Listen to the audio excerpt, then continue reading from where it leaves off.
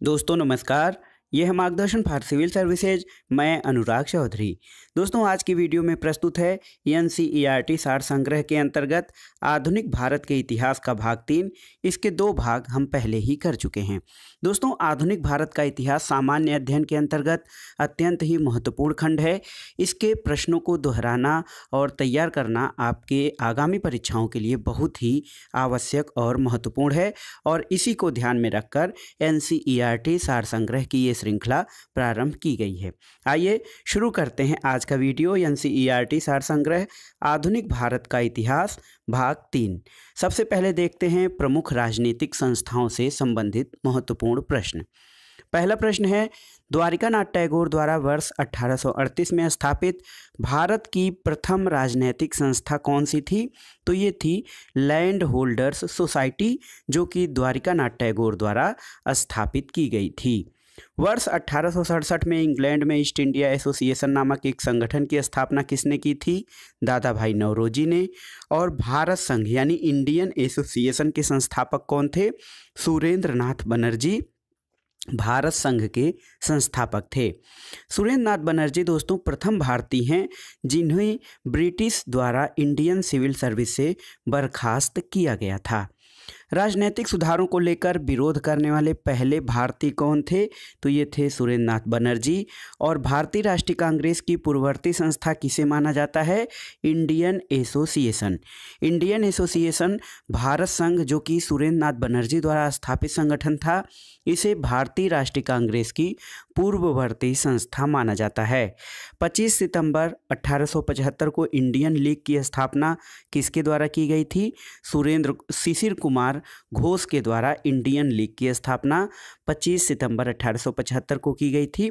और civil services आंदोलन का नेतृत्व किसके द्वारा किया गया था? सुरेंद्र नाथ बनर्जी के द्वारा। आनंद मोहन बोस द्वारा इंडिया सोसाइटी की स्थापना कहाँ की गई थी? तो दोस्तों लंदन में आनंद मोहन बोस के द्वारा इंडिया सोसाइटी की स्थापना की गई थी। यहाँ पर देखिए एक चार्ट के माध्यम से कांग्रेस की स्थापना जो कि 1885 में हुई थी। कांग्रेस की स्थापना से पूर्व जो भारत में राजनीतिक संस्थाएं या संगठन जो गठित हुए थे उनके बारे में, संस्था का नाम, उनके संस्थापक कौन थे, उनकी स्थापना कब हुई और मुख्यालय कहाँ था। तो सबसे पहला है land holders society. Dwarikanath Tagore ने 1838 में इसकी स्थापना की थी और इसका मुख्यालय कोलकाता में है। और ब्रिटिश इंडिया सोसाइटी, इसकी स्थापना विलियम एडम्स ने 1839 में की थी। इसका मुख्यालय भी कलकत्ता में था। Bengal British India society, George Thomson ने 1843 में इसकी स्थापना की और कलकत्ता में इसका मुख्यालय स्थित था। British Indian association, Devendra Nath Tagore और राधाकांत देव ने 1851 में इसकी स्थापना की थी। इसका मुख्यालय कलकत्ता में था। और बॉम्बे एसोसिएशन बहुत ही महत्वपूर्ण था। दादा भाई नौरोजी ने 1852 में बम्बई में इसकी स्थापना की थी। मद्रास नेटिव एसोसिएशन, गुजलू नरसू चेट्टी ने 1852 में इसकी स्थापना की और मद्रास में ये इसका जो है मुख्यालय स्थापित था। ईस्ट इंडिया एसोसिएशन, इसकी स्थापना 1866 में लंदन में दादा भाई नौरोजी द्वारा की गई थी। और पूना सार्वजनिक सभा की स्थापना गणेश वासुदेव जोशी और एमजी रानाडे द्वारा 1870 में पूना में स्थापित किया गया था। दोस्तों इंडिया सोसाइटी की स्थापना आनंद मोहन बोस द्वारा 1872 में लंदन में किया गया था। और इंडियन एसोसिएशन आनंद मोहन बोस और सुरेंद्र नाथ बनर्जी द्वारा 1876 में कलकत्ता में स्थापित किया गया था।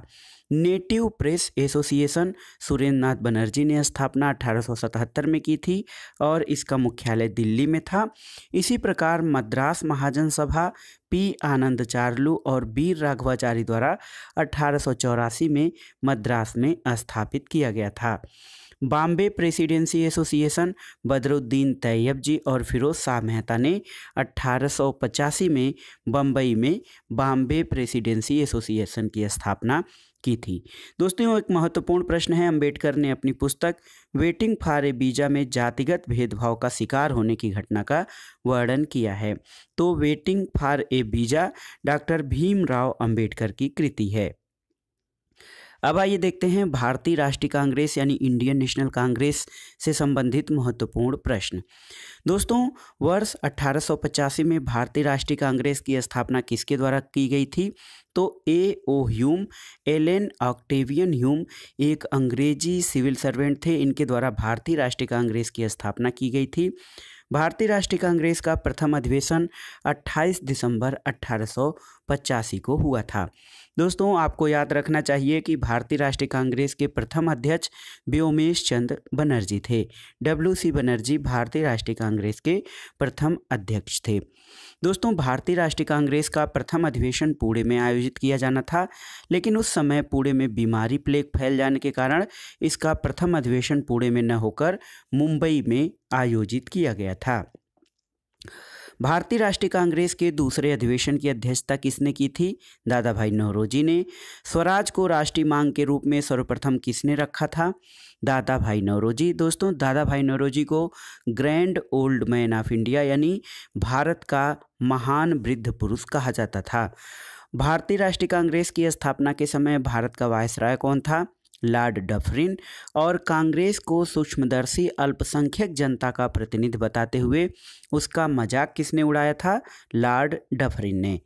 दोस्तों, प्रारंभ में भारतीय राष्ट्रीय कांग्रेस का नाम भारतीय राष्ट्रीय संघ यानी इंडियन नेशनल एसोसिएशन रखा गया था और बाद में दादा भाई नौरोजी के सुझाव पर इसका नाम परिवर्तित करके भारतीय राष्ट्रीय कांग्रेस कर दिया गया था। भारतीय राष्ट्रीय कांग्रेस पर प्रार्थना, याचना और विरोध की राजनीति करने का आरोप किसने लगाया था? बाल गंगाधर तिलक। चूंकि बाल गंगाधर तिलक उग्रवादी विचारक थे, इन्होंने प्रार्थना, याचना और जो है इस सब की सहमति और आवेदन पत्र इन सब पे ध्यान नहीं दिया और इसका विरोध किया था। और वो कहे थे कि भारतीय राष्ट्रीय कांग्रेस प्रार्थना और याचना करने वाला संगठन है। लाल, बाल और पाल त्रिगुट का कौन सा नेता भारतीय राष्ट्रीय कांग्रेस का अध्यक्ष बना था? तो लाला लाजपत राय भारतीय राष्ट्रीय कांग्रेस के अध्यक्ष बने थे, लेकिन बाल गंगाधर तिलक और बिपिन चंद्र पाल इन त्रिगुट में से दोनों लोग, बाल गंगाधर तिलक और लाला लाजपत राय, ये कांग्रेस के अध्यक्ष नहीं बन पाए। दोस्तों, बाल गंगाधर तिलक को कभी भी भारतीय राष्ट्रीय कांग्रेस का अध्यक्ष नहीं चुना गया था। भारतीय राष्ट्रीय कांग्रेस के किसी अधिवेशन में बाल गंगाधर तिलक ने अभिव्यक्त किया था कि स्वराज मेरा जन्मसिद्ध अधिकार है और मैं उसे लेकर रहूंगा?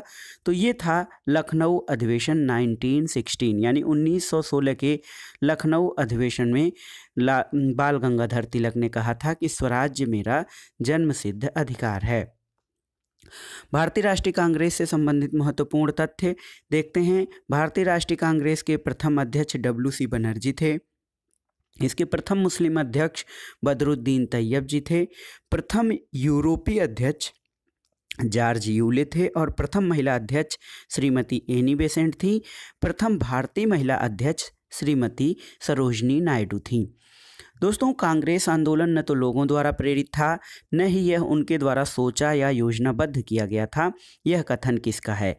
तो ये सर सैयद अहमद खान का कथन है। एक कथन है कि यह किसने कहा था कि कांग्रेस पतन के लिए लड़खड़ा रही है और मेरी सबसे बड़ी अभिलाषा जब तक मैं भारत में हूँ कांग्रेस की शांतिपूर्ण समाप्ति में सहयोग करना चाहता हूँ। तो ये है लॉर्ड कर्जन का कथन। दोस्तों, सुरेंद्र नाथ बनर्जी भारतीय राष्ट्रीय कांग्रेस की स्थापना अधिवेशन में उपस्थित नहीं हो पाए थे। तो प्रश्न ये आता है कि किन महापुरुषों में से या कौन भारतीय राष्ट्रीय कांग्रेस के स्थापना अधिवेशन में उपस्थित नहीं था? तो ये थे सुरेंद्र नाथ बनर्जी। भारतीय राष्ट्रीय कांग्रेस के वर्ष 1924 के अधिवेशन में महात्मा गांधी द्वारा मात्र एक बार अध्यक्षता की गई थी। ये अधिवेशन कहाँ हुआ था? तो 1924 का भारतीय राष्ट्रीय कांग्रेस का अधिवेशन जिसकी अध्यक्षता महात्मा गांधी ने की थी, ये अधिवेशन बेलगांव कर्नाटक में हुआ था। वर्ष 1938 के भारतीय राष्ट्रीय कांग्रेस के हरिपुरा अधिवेशन की अध्यक्षता किसने की थी? सुभाष चंद्र बोस ने। और वर्ष 1939 के भारतीय राष्ट्रीय कांग्रेस के अधिवेशन के दौरान सुभाष चंद्र बोस द्वारा अध्यक्ष पद से इस्तीफा दिए जाने के बाद किसे अध्यक्ष चुना गया था?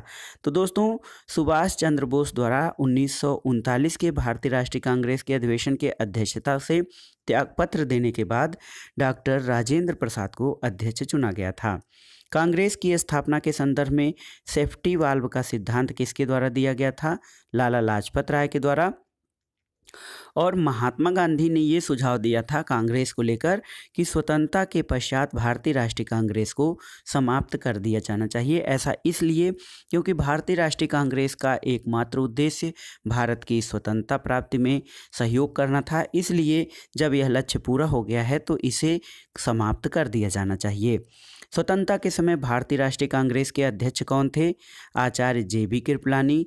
और किस अधिवेशन में भारतीय राष्ट्रीय कांग्रेस तथा मुस्लिम लीग के मध्य समझौता हुआ था? ये था लखनऊ अधिवेशन 1916 में। लगातार 6 वर्ष तक भारतीय राष्ट्रीय कांग्रेस के अध्यक्ष कौन थे? मौलाना अबुल कलाम आज़ाद। और देखिए, कांग्रेस के संबंध में एक महत्वपूर्ण कथन है कि यदि हम मेढक की तरह वर्ष में केवल एक बार टर्राएंगे तो भारतीयों को कोई सफलता नहीं मिलेगी। ये बाल गंगाधर तिलक का कथन है।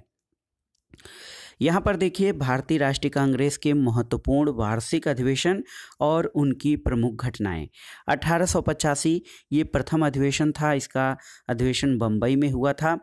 व्योमेश चंद्र बनर्जी यानी WC बनर्जी इसके अध्यक्ष थे। ये कांग्रेस का प्रथम अधिवेशन था। बम्बई के ग्वालिया टैंक मैदान में गोकुल दास तेजपाल संस्कृत कॉलेज में हुआ था।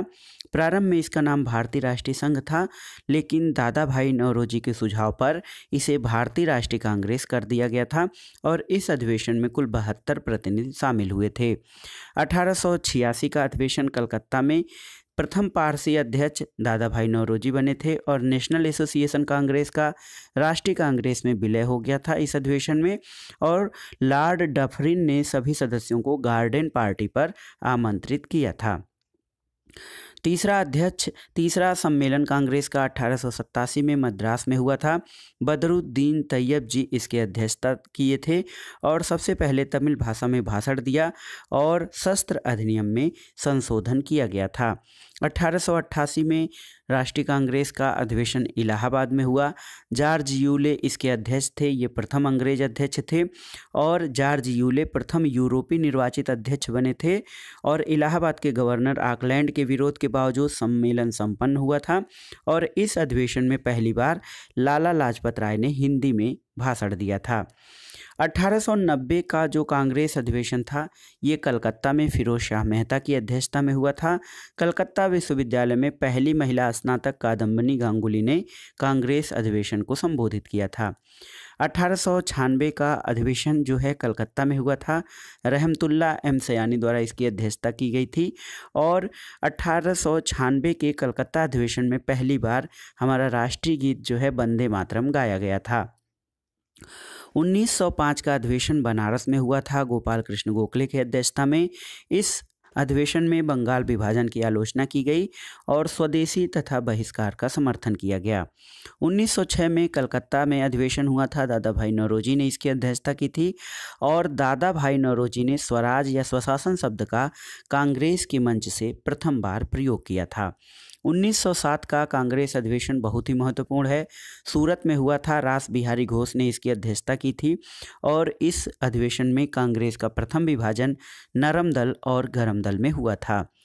1911 का अधिवेशन कलकत्ता में हुआ था। विशन नारायण धर इसके अध्यक्ष थे और पहली बार जन गण मन गाया गया था और इसमें सरकार की कठोर नीतियों का विरोध किया गया था।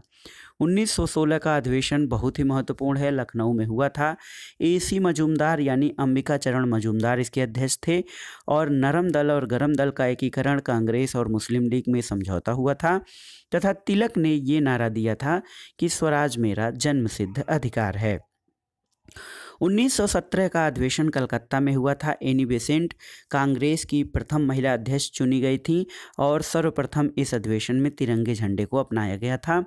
1920 का अधिवेशन नागपुर में हुआ था। C विजय राघवाचार्य इसके अध्यक्ष थे और असहयोग आंदोलन के कार्यक्रम का अनुमोदन 1920 के नागपुर कांग्रेस अधिवेशन में किया गया था।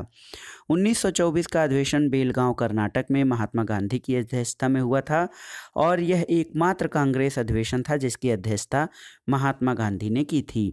1925 का मद्रास अधिवेशन हुआ था और एस अंसारी इसके अध्यक्ष थे। पूर्ण स्वाधीनता की मांग की गई थी और साइमन कमीशन के बहिष्कार का प्रस्ताव 1925 के मद्रास कांग्रेस अधिवेशन में किया गया था। इसके अलावा देखिए 1929 का लाहौर अधिवेशन बहुत ही महत्वपूर्ण है। जवाहरलाल नेहरू इसके अध्यक्ष थे और यहाँ पर पूर्ण स्वराज की मांग की गई थी और प्रतिवर्ष 26 जनवरी को स्वतंत्रता दिवस मनाने का निर्णय लिया गया था। 1931 का कराची अधिवेशन, इसकी अध्यक्षता वल्लभ भाई पटेल के द्वारा की गई थी। इसमें मूल अधिकार का प्रस्ताव पारित किया गया था और गांधी इरविन समझौते का अनुमोदन किया गया था। 1936 का कांग्रेस अधिवेशन लखनऊ में जवाहरलाल नेहरू की अध्यक्षता में हुआ था। जवाहरलाल नेहरू ने समाजवाद यानी सोशलिज्म शब्द को भारत की समस्याओं का हल करने की कुंजी बताया था। 1937 का कांग्रेस अधिवेशन फैजपुर में हुआ था। जवाहरलाल नेहरू ने इसकी अध्यक्षता की थी और यह प्रथम अधिवेशन था जो कि एक गांव में संपन्न हुआ था। 1938 का कांग्रेस अधिवेशन हरिपुरा में हुआ था। सुभाष चंद्र बोस इसके अध्यक्ष थे और राष्ट्रीय नियोजन समिति का गठन किया गया था जिसके अध्यक्ष जवाहरलाल नेहरू बने थे। सुभाष चंद्र बोस द्वारा हिंदी भाषा के लिए रोमन लिपि यानी रोमन स्क्रिप्ट लागू करने की वकालत की गई थी। 1940 का कांग्रेस अधिवेशन रामगढ़ में हुआ था। मौलाना अबुल कलाम आज़ाद इसके अध्यक्ष थे और मौलाना आज़ाद लगातार 6 वर्ष तक कांग्रेस के अध्यक्ष पद पर रहे। 1946 का मेरठ कांग्रेस अधिवेशन आचार्य JB कृपलानी की अध्यक्षता में हुआ था और आचार्य JB कृपलानी आज़ादी के समय कांग्रेस अध्यक्ष थे। दोस्तों, बम्बई प्रेसिडेंसी एसोसिएशन 1885 की स्थापना बदरुद्दीन तैयब जी, फिरोज शाह मेहता और KT तेलंग के सहयोग से हुई थी। तो बदरुद्दीन तैयब जी, फिरोज शाह मेहता और KT तेलंग, इनके सहयोग से बम्बई प्रेसिडेंसी एसोसिएशन 1885 की स्थापना हुई थी। कांग्रेस से संबंधित महत्वपूर्ण प्रश्नों के बाद देखते हैं भारत में क्रांतिकारी आंदोलन। मुजफ्फरपुर में किंग्सफोर्ड की हत्या का प्रयास कब किया गया था? 1908 में। अनुशीलन समिति का संस्थापक कौन था? प्रमथनाथ मित्रा, P मित्रा, ये अनुशीलन समिति के संस्थापक थे। निष्क्रिय विरोध के सिद्धांत का प्रतिपादन किसने किया? अरविंद घोष ने। गोरखपुर जेल में किस क्रांतिकारी को फांसी दी गई थी? राम प्रसाद बिस्मिल को। और लाहौर षड्यंत्र केस के लिए भगत सिंह, राजगुरु और सुखदेव को 23 मार्च 1931 को फांसी दी गई थी। हिंदुस्तान रिपब्लिकन एसोसिएशन की स्थापना किस वर्ष की गई थी? 1924 में। हिंदुस्तान रिपब्लिकन एसोसिएशन की स्थापना कानपुर में की गई थी। ब्रिटिश सरकार ने काकोरी कांड में किसको फांसी पर चढ़ाया था? राम प्रसाद बिस्मिल को। और काकोरी षड्यंत्र कांड किस वर्ष हुआ था? वर्ष 1925 में। वर्ष 1928 में चंद्रशेखर आज़ाद द्वारा हिंदुस्तान सोशलिस्ट रिपब्लिकन एसोसिएशन की स्थापना दिल्ली में की गई थी। मित्र मेला संघ एक क्रांतिकारी संगठन था। इसकी स्थापना किसने की थी? तो VT सावरकर यानी विनायक दामोदर सावरकर ने मित्र मेला संघ की स्थापना की थी। लखनऊ समझौता वर्ष 1916 का विरोध किसने किया था? मदन मोहन मालवीय ने। और वह महिला क्रांतिकारी जिसने दीक्षांत समारोह में अपनी उपाधि ग्रहण करते समय अंग्रेज गवर्नर पर गोली चलाई थी? बीना दास। चटगांव शस्त्रागार पर धावा किसने आयोजित किया था? तो बंगाल के प्रसिद्ध क्रांतिकारी सूर्य सेन ने चटगांव शस्त्रागार पर धावा आयोजित किया था। दोस्तों, एक महत्वपूर्ण प्रश्न, अशफाक उल्लाह खां भारतीय स्वतंत्रता के लिए फांसी पाने वाले प्रथम रिकॉर्डेड मुस्लिम थे। तो सबसे पहले मुस्लिम जिन्होंने भारतीय स्वतंत्रता के लिए फांसी का वर्ण किया था वो अशफाक उल्लाह खां थे। और स्वतंत्रता संग्राम के दौरान सबसे कम आयु में शहीद होने वाले क्रांतिकारी खुदीराम बोस थे। अगला प्रश्न देखते हैं, इनकलाब जिंदाबाद का नारा किसने दिया था? तो दोस्तों, इनकलाब जिंदाबाद यानी क्रांति अमर रहे का नारा भगत सिंह ने दिया था। बर्रा डकैती के क्रांतिकारियों का पहला महत्वपूर्ण साहसिक कार्य पूर्वी बंगाल में हुआ था। क्रांतिकारियों के एक गुप्त संगठन अभिनव भारत का गठन किसने किया था? VD सावरकर ने। और अलीपुर षड्यंत्र मामले में अरविंद घोष का बचाव किसने किया था? चित्तरंजन दास ने। युगांतर पार्टी का नेतृत्व किसके द्वारा किया गया था? जतीन्द्र नाथ मुखर्जी द्वारा। और बंगाल में वारिंद्र कुमार घोष के क्रियाकलापों ने अनुशीलन समिति नामक एक गुप्त क्रांतिकारी संगठन को जन्म दिया था। जतिन दास किस आरोप में बंदी बनाए गए थे? लाहौर षड्यंत्र केस में। और जेल में भूख हड़ताल के कारण सबसे पहले किस स्वतंत्रता संग्राम सेनानी की मृत्यु हुई थी? जतिन दास की। यहाँ पर देखिए दोस्तों, एक चार्ट के माध्यम से प्रमुख भारतीय क्रांतिकारी संगठनों के बारे में। मित्र मेला की स्थापना 1903 में बी डी सावरकर और गणेश सावरकर द्वारा की गई थी। भारत माता सोसाइटी 1904 में अजीत सिंह और अम्बा प्रसाद द्वारा स्थापित किया गया। ढाका अनुशीलन समिति 1904 में पी मित्रा और पुलिन दास द्वारा। अभिनव भारत समाज 1904 में बी डी सावरकर द्वारा। अनुशीलन समिति बहुत ही महत्वपूर्ण है, 1907 में वारिंद्र कुमार घोष, जतीन्द्र नाथ बनर्जी, प्रबोध मित्रा, पुलिन दास और सतीश चंद्र बोस द्वारा अनुशीलन समिति की स्थापना 1907 में की गई थी। युगांतर और अंजुमाने मुहिब्बाने वतन 1907 में वी के घोष, भूपेंद्र नाथ दत्त और सरदार अजीत सिंह द्वारा। हिंदुस्तान रिपब्लिकन एसोसिएशन 1924 में सचिंद्र नाथ सान्याल, राम प्रसाद बिस्मिल, योगेश चंद्र चटर्जी द्वारा। तथा नौजवान सभा 1926 में भगत सिंह द्वारा इसका गठन किया गया था। हिंदुस्तान सोशलिस्ट रिपब्लिकन एसोसिएशन 1928 में चंद्रशेखर आज़ाद द्वारा स्थापित किया गया था।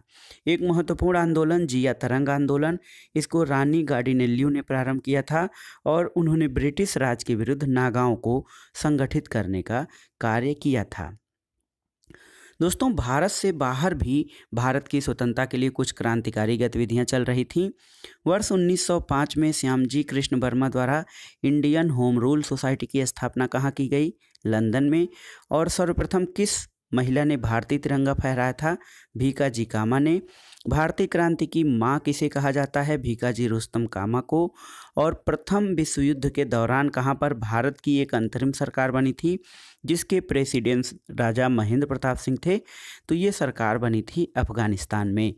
13 मार्च 1940 को लंदन में पंजाब के पूर्व लेफ्टिनेंट गवर्नर डायर को गोली मारकर किसने हत्या की थी? तो सरदार ऊधम सिंह ने। और श्यामजी वर्मा ने इंडियन होम रूल सोसाइटी की स्थापना कहाँ की थी? लंदन में श्यामजी कृष्ण वर्मा ने इंडियन होम रूल सोसाइटी की स्थापना की थी। कौन सा क्रांतिकारी कर्नल वायली हत्याकांड वर्ष 1909 से संबंधित था? तो मदन लाल धिंगरा कर्नल वायली हत्याकांड से संबंधित थे। वर्ष 1913 में लाला हरदयाल द्वारा गदर आंदोलन का प्रारंभ कहाँ किया गया था? सैन फ्रांसिस्को में। और कामागाटा मारू प्रकरण किस देश से संबंधित है? ये दोस्तों कनाडा से संबंधित था। इंडिपेंडेंस लीग की स्थापना किसके द्वारा की गई थी? रास बिहारी बोस के द्वारा। यहाँ पर देखिए, विदेशों में कुछ क्रांतिकारी संगठन हैं, उनकी स्थापना तथा संस्थापक। इंडिया होम रूल सोसाइटी की स्थापना 1905 में श्यामजी कृष्ण वर्मा द्वारा की गई थी। इंडिया इंडिपेंडेंस लीग 1907 में तारकनाथ दास द्वारा। गदर पार्टी की स्थापना 1913 में लाला हरदयाल, रामचंद्र बरकतुल्ला, सोहन सिंह भाकना द्वारा। हिंद एसोसिएशन की स्थापना 1913 में सोहन सिंह भाकना द्वारा। इंडियन इंडिपेंडेंस लीग 1915 में राजा महेंद्र प्रताप द्वारा। आज़ाद हिंद फौज की स्थापना 1942 में रास बिहारी बोस द्वारा। तथा इंडियन इंडिपेंडेंस लीग 1942 में रास बिहारी बोस द्वारा इसकी स्थापना की गई थी। यहाँ पर देखिए दोस्तों, कुछ क्रांतिकारी आंदोलन और उनसे संबंधित व्यक्ति। पहला है दामोदर चापेकर और बालकृष्ण चापेकर। तो ये चापेकर बंधुओं ने लेफ्टिनेंट एमहर्स्ट और रैंड की पूना में हत्या 1897 में की थी। विनायक दामोदर सावरकर ने 1904 में अभिनव भारत की स्थापना की थी। और महाराष्ट्र में मित्र मेला की स्थापना 1899 ईस्वी में की थी। पुलिन दास ढाका की अनुशीलन समिति के संस्थापक रहे। 1902 ईस्वी में इसकी स्थापना की गई। श्यामजी कृष्ण वर्मा और मदन लाल धिंगरा, इन्होंने लंदन में इंडियन होम रूल सोसाइटी की स्थापना 1905 में की थी। प्रफुल्ल चंद चाकी और खुदीराम बोस, मुजफ्फरनगर के न्यायाधीश, किंग्सफोर्ड पर बम फेंका था इन्होंने 1908 ईस्वी में, लेकिन वो बच गए थे। रास बिहारी बोस और सचिंद्रनाथ सान्याल 1912 में दिल्ली में प्रवेश करते समय लॉर्ड हार्डिंग पर इन्होंने बम फेंका था। लाला हरदयाल और सोहन सिंह भाकना सैन फ्रांसिस्को यानी अमेरिका में गदर पार्टी की स्थापना 1913 में किए और कामागाटा मारूकांड जो है 1914 में हुआ था। राम प्रसाद बिस्मिल हिंदुस्तान रिपब्लिकन एसोसिएशन की स्थापना में एक सक्रिय सदस्य रहे और काकोरी कांड में इनको फांसी की सजा हुई थी। सूर्यसेन दोस्तों चटगांव शस्त्रागार या चटगांव षड्यंत्र 1930 में जो है शामिल रहे थे। Chandrashekhar Azad Hindustan socialist Republican association 1928 के संस्थापक थे और भगत सिंह ने सैंडर्स की हत्या का प्रयास किया था 1928 में और केंद्रीय विधानसभा में इन्होंने 1929 में बम फेंका था तथा पंजाब नौजवान भारत सभा की स्थापना की थी। राजगुरु 1928 के सैंडर्स हत्याकांड से संबंधित रहे। बटुकेश्वर दत्त केंद्रीय विधानसभा या सेंट्रल असेंबली में बम फेंकने में शामिल थे। जतिन दास जेल में 64वें दिन भूख हड़ताल से इनकी मृत्यु हो गई थी 1929 में। ऊधम सिंह ने लंदन में सर माइकल ओडायर की हत्या की थी। दोस्तों उत्तरी अमेरिका के भारतीय क्रांतिकारियों ने गुजराती, उर्दू, मराठी, हिंदी आदि भाषाओं में गदर नामक अखबार का प्रकाशन किया था। तो याद रखिएगा गुजराती, उर्दू, मराठी, हिंदी इन भाषाओं में गदर नामक अखबार का प्रकाशन हुआ था। अब आइए देखते हैं बंगाल विभाजन और स्वदेशी आंदोलन से संबंधित प्रश्न। बंगाल का विभाजन किस वायसराय के शासनकाल में हुआ? लॉर्ड कर्जन के। बंगाल विभाजन की घोषणा कब प्रभावी हुई? 16 अक्टूबर 1905 को। दोस्तों 20 जुलाई 1905 को बंगाल विभाजन के निर्णय की घोषणा हुई थी, जिसके विरोध में 7 अगस्त 1905 को कलकत्ता के टाउन हॉल में स्वदेशी आंदोलन प्रारंभ हुआ था और इसी बैठक में ऐतिहासिक बहिष्कार प्रस्ताव स्वीकृत हुआ था। तो स्वदेशी और बहिष्कार एक दूसरे से संबंधित हैं। अगला प्रश्न है बंगाल का विभाजन मुख्यतः किस उद्देश्य से किया गया था? तो बंगाली राष्ट्रवाद की भावना को दुर्बल करने के उद्देश्य से बंगाल का विभाजन किया गया था। दोस्तों बंगाल विभाजन 1905 में हुआ था। पश्चिम बंगाल जो था इसमें बंगाल, बिहार और उड़ीसा थे जो कि हिंदू जनसंख्या बाहुल्य क्षेत्र था और पूर्वी बंगाल जो था पूर्वी बंगाल और असम थे जो कि मुस्लिम जनसंख्या बाहुल्य क्षेत्र थे। दोस्तों वंदे मातरम के इस आंदोलन के दौरान भारतीय राष्ट्रीय आंदोलन का प्रेरक गीत बना। स्वदेशी आंदोलन के दौरान बंगाल का विभाजन 1905 के विरोध में हुए आंदोलन का नेतृत्व किसने किया? सुरेंद्र नाथ बनर्जी ने। दिल्ली में स्वदेशी आंदोलन का नेतृत्व किसने किया था? सैयद हैदर राजा ने। मद्रास में स्वदेशी आंदोलन का नेतृत्व चिदम्बरम पिल्लई ने किया था। ब्रिटिश वस्तुओं के बहिष्कार की राष्ट्रीय नीति के रूप में किस वर्ष स्वीकार किया गया? 1905 में। और ब्रिटिश पत्रकार H.W. नेविंसन ने किस आंदोलन से जुड़े जो है अपने संस्मरण या अपनी पत्रकारिता की थी? तो ये थे स्वदेशी आंदोलन से। 16 अक्टूबर 1905 को बंगाल में शोक दिवस मनाया गया और रविन्द्रनाथ टैगोर के सुझाव पर संपूर्ण बंगाल में इस दिन को राखी दिवस के रूप में मनाया गया था। अगला प्रश्न है दोस्तों वर्ष 1905 के स्वदेशी आंदोलन को कृषक और मुसलमान वर्ग का विशेष समर्थन नहीं प्राप्त हुआ था। अगला प्रश्न है भारत की प्राचीन कला परंपराओं को पुनर्जीवित करने के लिए एक Indian society of oriental art की स्थापना किसने की थी? तो ये थे अवनींद्रनाथ टैगोर। स्वदेशी आंदोलन के प्रारंभ का तात्कालिक कारण क्या था? लॉर्ड कर्जन द्वारा बंगाल विभाजन और बंगाल में ब्रिटेन की वस्तुओं के बहिष्कार का सुझाव सबसे पहले दोस्तों कृष्ण कुमार मित्र ने दिया था।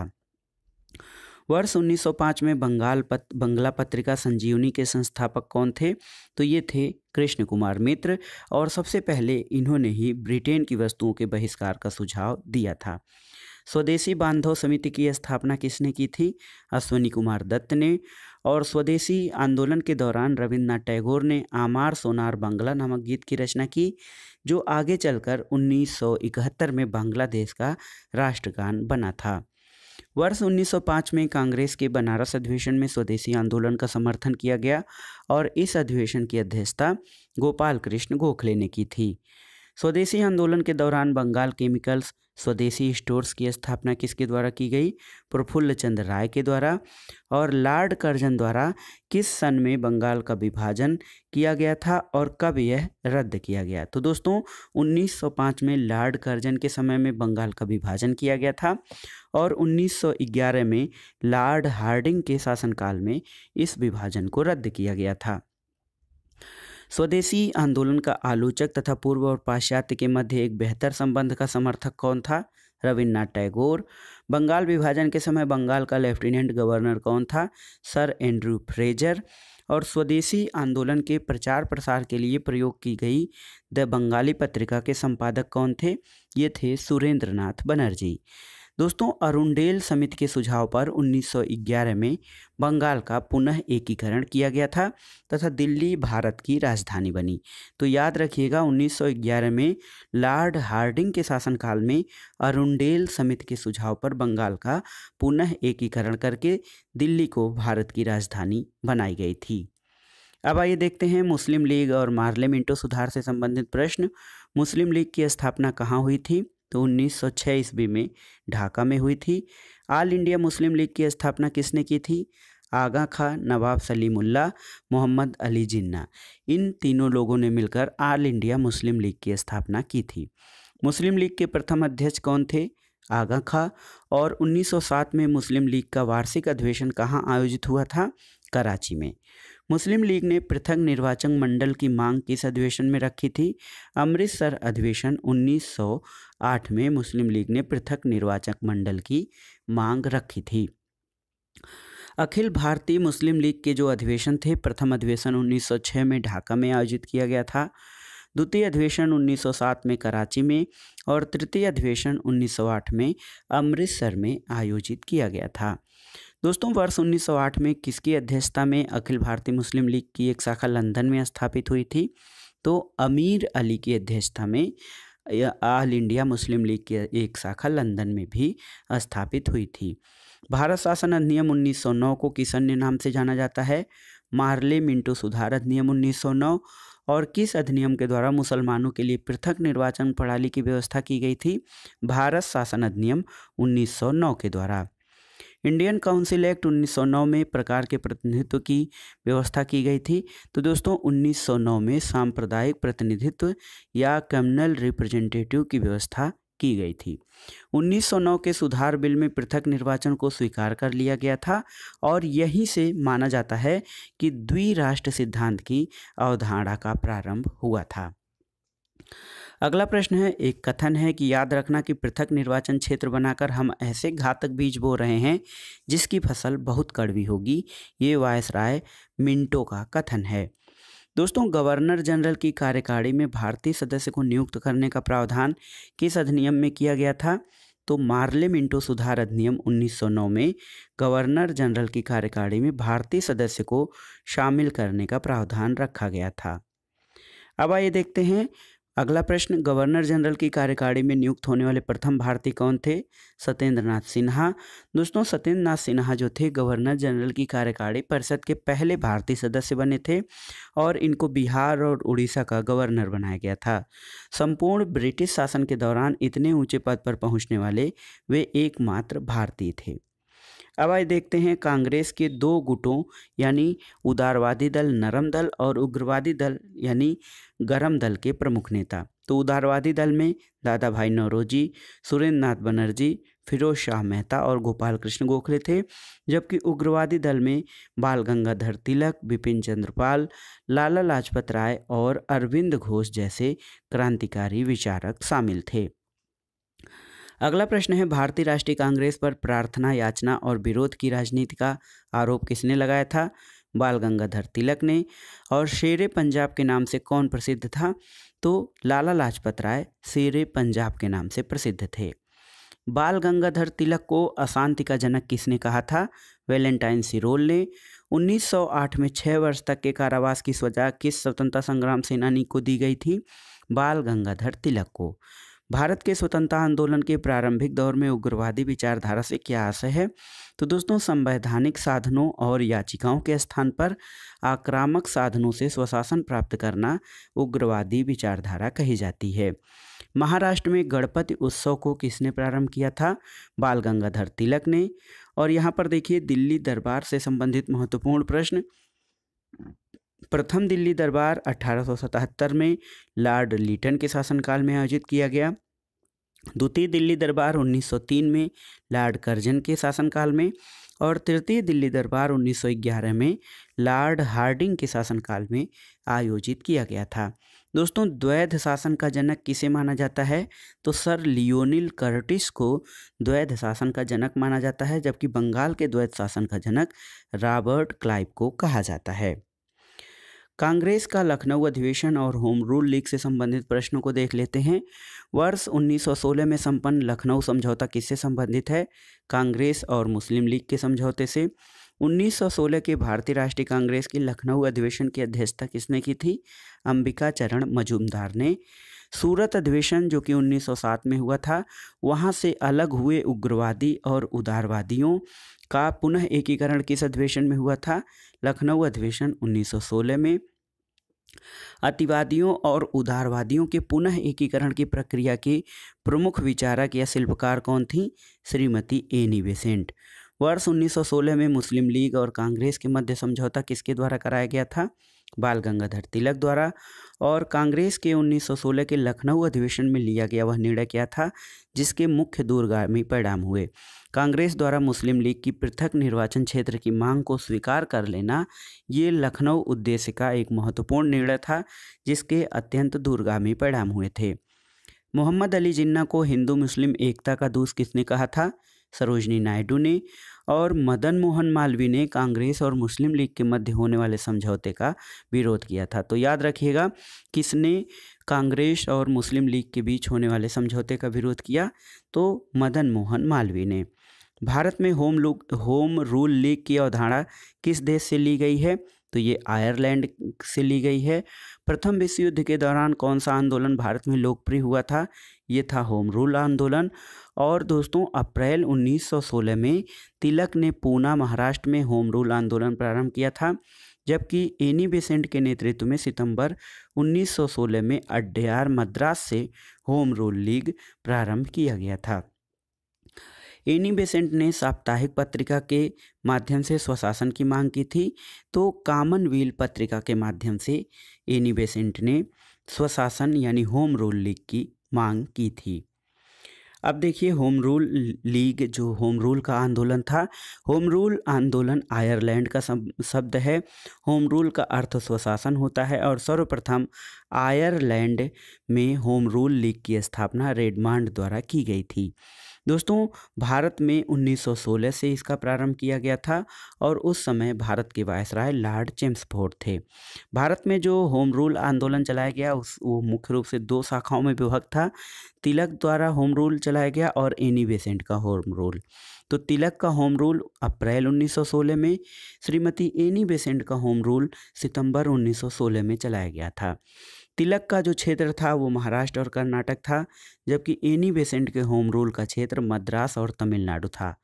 तिलक द्वारा चलाए गए होम रूल का मुख्यालय बेलगांव कर्नाटक में था और एनी बेसेंट द्वारा चलाए गए होम रूल का मुख्यालय अड्यार मद्रास में था। समिति का जो स्वरूप था, जो तिलक द्वारा चलाए गए होम रूल का स्वरूप था, ये कमेटी या समिति का स्वरूप था, लेकिन एनी बेसेंट द्वारा चलाए गए होम रूल का स्वरूप अखिल भारतीय था। और तिलक द्वारा चलाए गए होम रूल के अध्यक्ष NC केलकर और जोसेफ बैप्टिस्ट थे, जबकि एनी बेसेंट के होम रूल के सचिव जॉर्ज अरुंडेल थे। तिलक द्वारा चलाए गए होम रूल का जो उद्देश्य था वो था स्वराज मेरा जन्मसिद्ध अधिकार है। एनी बेसेंट के होम रूल का जो उद्देश्य था वो था स्वशासन की स्थापना। इसके अलावा तिलक द्वारा होम रूल के प्रचार माध्यम के रूप में मराठा और केसरी पत्रों का प्रयोग किया गया था और एनी बेसेंट के प्रचार माध्यम कॉमनवेल्थ और न्यू इंडिया पत्र थे। फेबियन आंदोलन का प्रस्ताव किसने दिया था? एनी बेसेंट ने। और तिलक और एनी बेसेंट द्वारा बनाए गए होम रूल लीग आंदोलन की शाखाओं को किस वर्ष एक कर दिया गया था? तो याद रखिएगा 1918 में होम रूल लीग को एक कर दिया गया था। वर्ष 1915 में अमेरिका में होम रूल लीग का गठन किसके द्वारा किया गया था? लाला लाजपत राय द्वारा। और दोस्तों Annie Besant home rule league लीग के साथ George Arundale, CP Ramaswamy Iyer, VP Wadia, Motilal Nehru, Tej Bahadur Sapru और मदन मोहन मालवीय आदि लोग संबंधित थे। एक है भारतीय होम रूल लीग। तो दोस्तों 2 जनवरी 1916 को लंदन में इंडियन होम रूल लीग की स्थापना की गई, जिसके महासचिव डी ग्राहम पोल थे। अब आइए देखते हैं ट्रेड यूनियन और साम्यवादी दल से संबंधित महत्वपूर्ण प्रश्न। वर्ष 1890 में गठित भारत का प्रथम मजदूर संगठन बॉम्बे मिल हैंड्स की स्थापना किसके द्वारा की गई थी? एन.एम. लोखंडे के द्वारा। वर्ष 1918 में अहमदाबाद टेक्सटाइल लेबर एसोसिएशन की स्थापना किसके द्वारा की गई? ये महात्मा गांधी ने इसकी स्थापना की थी।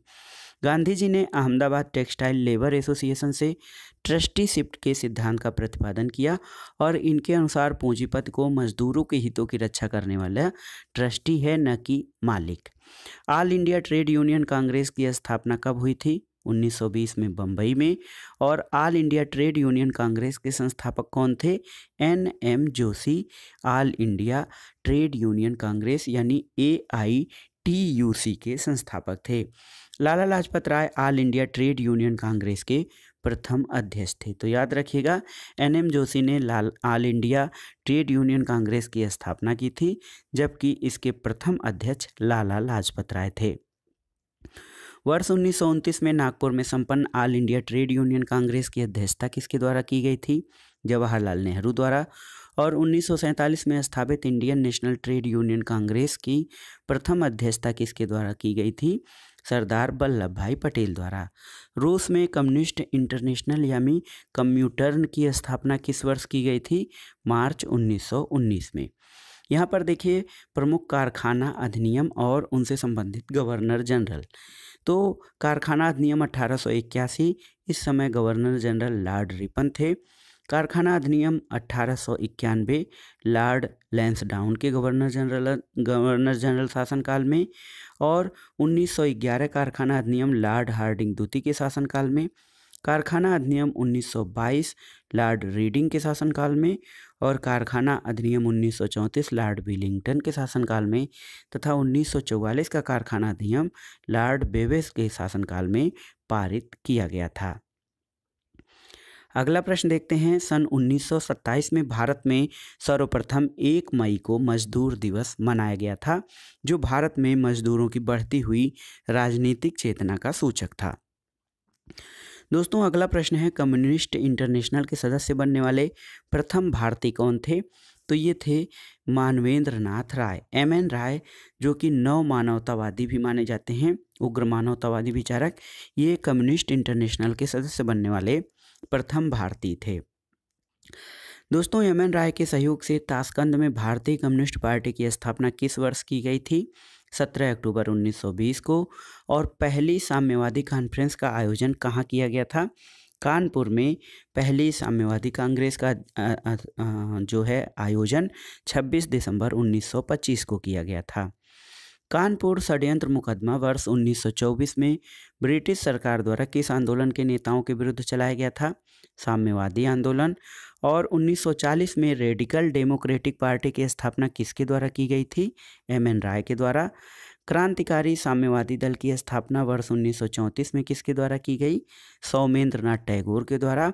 और 1939 में भारतीय बोलशेविक पार्टी की स्थापना किसने की थी? तो N दत्त मजूमदार, AD मजूमदार ने 1939 में भारतीय बोलशेविक पार्टी की स्थापना की थी।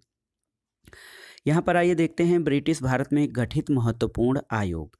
फ्रेजर आयोग 1902 में लॉर्ड कर्जन के शासनकाल में, और ये पुलिस सुधार से संबंधित था।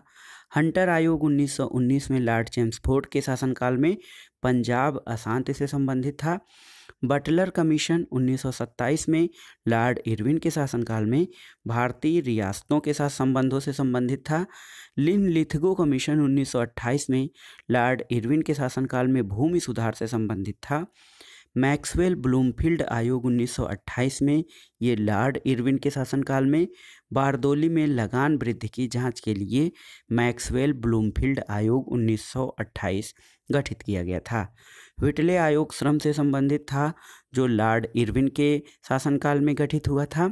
सप्रू आयोग की स्थापना 1935 में लॉर्ड विलिंगटन के शासनकाल में हुआ था, जो कि बेरोजगारी से संबंधित था। तथा क्लाइड आयोग 1940 में लिनलिथगो के शासनकाल में ये तेभागा आंदोलन से संबंधित था।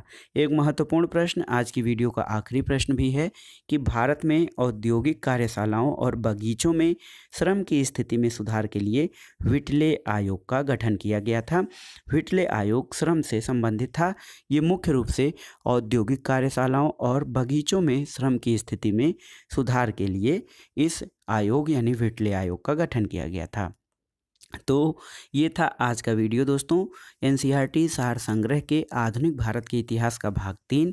इसके 2 अन्य भाग हम आगे करेंगे। आप इन सभी प्रश्नों को प्लेलिस्ट में जाकर एक सिरे से तैयार कर सकते हैं। ये आपके आगामी परीक्षाओं के लिए रिवीजन और तैयारी के लिए बहुत ही महत्वपूर्ण है। वीडियो आपको कैसा लगा हमें कमेंट बॉक्स में ज़रूर बताइएगा। वीडियो को लाइक करें, शेयर करें और इस चैनल मार्गदर्शन फॉर सिविल सर्विसेज को सब्सक्राइब करें। वीडियो देखने के लिए धन्यवाद दोस्तों, नमस्कार।